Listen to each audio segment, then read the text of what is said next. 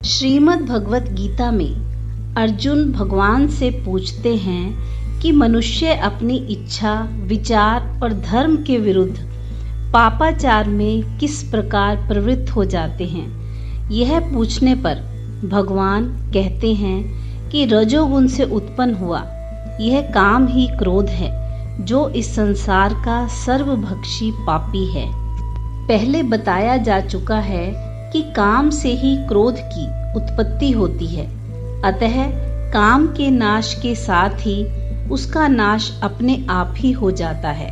इसलिए भगवान ने इस प्रकरण में इसके बाद केवल काम का ही नाम लिया है, परंतु कोई यह न समझ ले कि पापों का हेतु केवल काम ही है, क्रोध का उससे कोई संबंध नहीं है।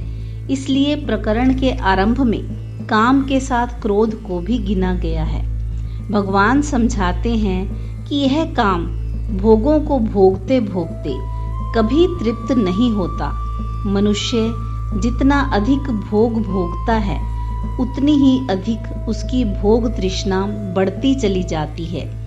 इसलिए मनुष्य को यह कभी नहीं समझना चाहिए कि भोगों का प्रलोभन देकर मैं साम और दान नीति में काम रूप वैरी पर विजय प्राप्त कर लूंगा।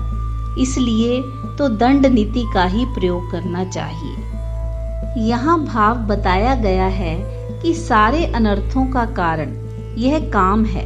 मनुष्य को बिना इच्छा पापों में नियुक्त करने वाला ना तो प्रारब्ध है और ना ही ईश्वर है।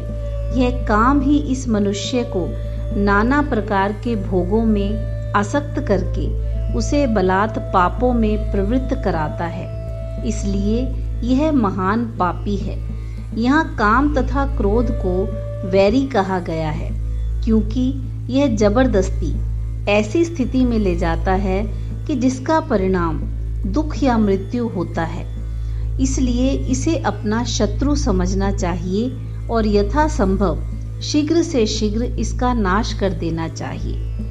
यह काम मनुष्य को उसकी इच्छा के बिना जबरदस्ती पापों में लगाकर उसे जन्म मरण रूप और नरक भोग रूप महान दुखों का भागी बना देता है। अतः कल्याण मार्ग में इसी को अपना महान शत्रु समझना चाहिए। ईश्वर तो परम दयालु और प्राणियों के सुहृद हैं। वे किसी को पापों में कैसे नियुक्त कर सकते हैं, और प्रारब्ध पूर्वकृत कर्मों के भोग का नाम है। उसमें किसी को पापों में प्रवृत्त करने की शक्ति नहीं है। अतः पापों में प्रवृत्त करने वाला वैरी दूसरा कोई नहीं, यह काम ही है। जय श्री कृष्ण।